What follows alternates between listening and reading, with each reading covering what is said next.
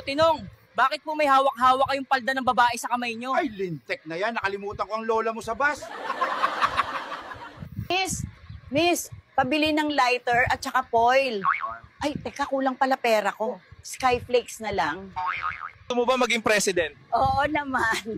Para mapasama ako sa mga buhaya sa gobyerno. Alam nyo, okay lang sumuka pag lasing.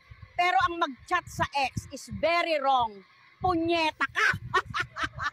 Boss, kanina pa ako paikot-ikot dito sa Commonwealth.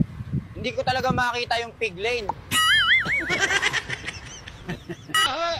Lola, mahilig daw kayo sa pulis? Oo naman. Masarap ang pototoy na may chili oil. Try mo din. Wala pa si ma'am. Baka basa pa yung panty niya.